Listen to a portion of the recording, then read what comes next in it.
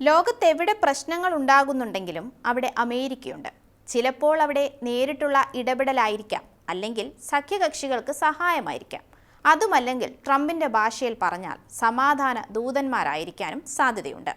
ഇത് ഇന്നോ ഇന്നലെയോ തുടങ്ങിയതല്ല. കാലാകാലങ്ങളായി ലോകത്ത് തങ്ങളുടെ ആധിപത്യം അമേരിക്ക സ്ഥാപിക്കുന്നത് ഇങ്ങനെയൊക്കെ തന്നെയാണ്. ഇപ്പോഴിതാ ലോകത്തെ തങ്ങളുടെ നിലനിൽപ്പിന് അടിവരയിടുന്ന ചില പദ്ധതികൾ അണിയറയിൽ ഒരുക്കുകയാണ് അമേരിക്ക.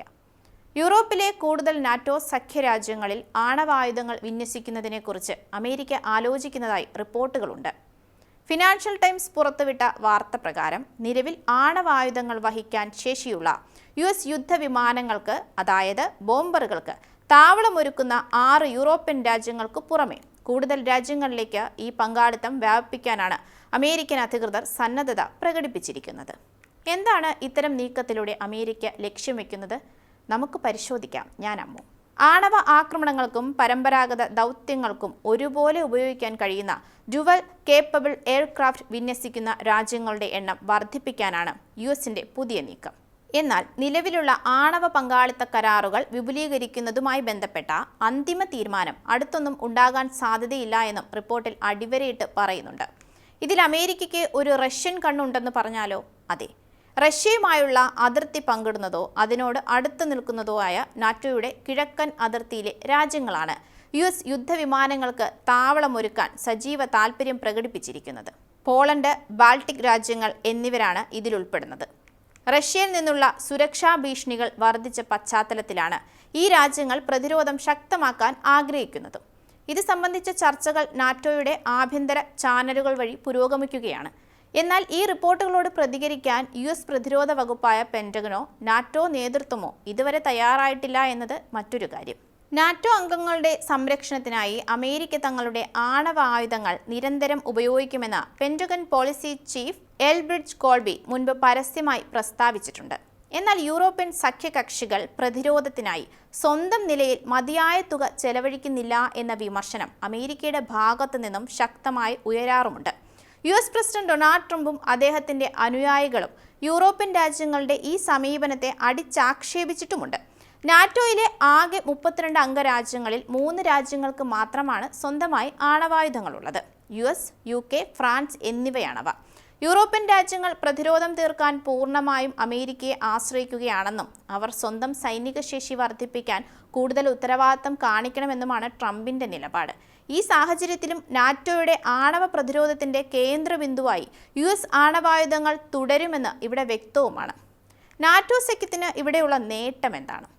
നാറ്റോ സഖ്യത്തിന്റെ പ്രതിരോധ നയത്തിന്റെ ഏറ്റവും പ്രധാനപ്പെട്ട അടിത്തറയാണ് ന്യൂക്ലിയർ ഷെയറിംഗ് അഥവാ ആണവ പങ്കാളിത്ത ക്രമീകരണം. ആണവായുധങ്ങൾ ഇല്ലാത്ത സഖ്യകക്ഷികൾക്കും നാറ്റോയുടെ ആണവ നയ രൂപീകരണത്തിൽ പങ്കാളിത്തം നൽകുന്നതാണ് ഈ പദ്ധതി. ആണവ പങ്കാളിത്തം വഴി ആണവായുധങ്ങളുടെ രാഷ്ട്രീയമായ ഉത്തരവാദിത്വവും യുദ്ധകാലത്തെ അപകട സാധ്യതകളും എല്ലാം സഖ്യകക്ഷികൾക്കിടയിൽ വീതിച്ചു നൽകപ്പെടുന്നുണ്ട്. ഇത് നാറ്റോയുടെ ഐക്യവും വിശ്വാസ്യതയും വർദ്ധിപ്പിക്കുന്നു. അധിനിവേശങ്ങളെ ചെറുക്കാനും പ്രതിസന്ധി ഘട്ടങ്ങളിൽ കാര്യങ്ങൾ കൈവിട്ടു പോകാതെ നിയന്ത്രിക്കാനും ഈ സംവിധാനം നാറ്റോയ്ക്ക് കരുത്തു കൊടുക്കുന്നുമുണ്ട്. യൂറോപ്യൻ രാജ്യങ്ങൾക്ക് അമേരിക്ക സുരക്ഷാ ഉറപ്പ് നൽകുന്നതിലൂടെ മറ്റ് യൂറോപ്യൻ രാജ്യങ്ങൾ സ്വന്തമായി ആണവായുധങ്ങൾ വികസിപ്പിക്കുന്നത് തടയാൻ സാധിക്കുന്നു. ഇത് ആണവ വ്യാപനമില്ലാതാക്കാൻ സഹായിക്കുന്നു എന്നതാണ് വസ്തുത. യൂറോപ്പിൽ US ആണവായുധങ്ങൾ വിന്യസിക്കുന്നതിന് ദശാബ്ദങ്ങളുടെ ചരിത്രകഥ പറയാനുണ്ട്. ശീതയുദ്ധകാലം മുതലേ നാറ്റോയുടെ കൂട്ടായ സുരക്ഷയുടെ പ്രധാന ഭാഗമായിരുന്നു ഇത്. 1954 യൂറോപ്യൻ മണ്ണിൽ അമേരിക്കയുടെ ആദ്യത്തെ ആണവായുധങ്ങൾ വിന്യസിച്ചു. തുടർന്നുള്ള വർഷങ്ങളിലുണ്ടായ രാഷ്ട്രീയ സൈനിക ചർച്ചകളാണ് ആണവ പങ്കാളിത്ത കരാറുകളിലേക്ക് നയിച്ചത്. 1966 ആണവ നയങ്ങളിലും ആസൂത്രണങ്ങളിലും കൂട്ടായ രാഷ്ട്രീയ മേൽനോട്ടം ഉറപ്പാക്കാൻ നാറ്റോ ന്യൂക്ലിയർ പ്ലാനിംഗ് ഗ്രൂപ്പ് രൂപീകരിച്ചു. സ്വന്തമായി ആണവായുധങ്ങൾ വികസിപ്പിക്കാതെ തന്നെ സഖ്യകക്ഷികൾക്ക് നയരൂപീകരണത്തിൽ പങ്കാളികളാകാൻ ഇത് അവസരം കൊടുക്കുകയായിരുന്നു. നാറ്റോയുടെ ആണവ പങ്കാളിത്ത ക്രമീകരണങ്ങൾ രാജ്യാന്തര ആണവ വ്യാപന നിരോധന കരാറിന് വിരുദ്ധമല്ല. 1960കളിൽ NPT ചർച്ചകൾ നടക്കുന്ന വേളയിൽ യൂറോപ്പിൽ കൂടുതൽ രാജ്യങ്ങൾ ആണവായുധങ്ങൾ നിർമ്മിക്കുന്നത് തടയാൻ നാറ്റോയുടെ ഈ ക്രമീകരണം അത്യാവശ്യമാണെന്ന് അമേരിക്കയും അന്നത്തെ സോവിയറ്റ് യൂണിയനും സമ്മതിക്കുകയും ചെയ്തിട്ടുണ്ട്. 1970-ൽ NPT കരാർ നിലവിൽ വന്നപ്പോഴും നാറ്റോയുടെ ഈ സംവിധാനം മാറ്റമില്ലാതെ തുടർന്നു പോവുകയായിരുന്നു. ഇന്നത്തെ കാലത്ത് ലോകം നേരിടുന്ന സുരക്ഷാ സാഹചര്യങ്ങളിൽ സഖ്യകക്ഷികൾക്ക് നേരെയുള്ള കടന്നുകയറ്റങ്ങൾ തടയുന്നതിനും സമാധാനം നിലനിർത്തുന്നതിനും ഈ ആണവ പങ്കാളിത്തം അത്യാവശ്യമാണെന്നാണ് നാറ്റോ ഉറപ്പിച്ചു പറയുന്നത്. എന്നാൽ കിഴക്കൻ യൂറോപ്പിലേക്ക് ഈ സംവിധാനം വ്യാപിപ്പിക്കാനുള്ള അമേരിക്കൻ നീക്കം രാജ്യാന്തര തലത്തിൽ വലിയ ചർച്ചകൾക്ക് വഴി തുറക്കുമെന്ന കാര്യത്തിൽ ഒരു സംശയവുമില്ല. മാത്രമല്ല, പ്രതിരോധ രംഗത്തും ചില മാറ്റങ്ങൾക്ക് വഴി തുറക്കുകയാണ് ഇപ്പോൾ അമേരിക്ക.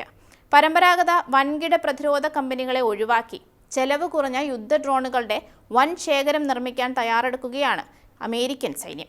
ഏരിയൽ ലൈറ്റ് ഷോകൾ അടക്കം പാരമ്പര്യമുള്ള ചെറുകിട കമ്പനികളെ ഇതിനായി ആശ്രയിക്കാനാണ് US നീക്കമെന്ന് വാഷിംഗ്ടൺ പോസ്റ്റാണ് റിപ്പോർട്ട് ചെയ്തത്.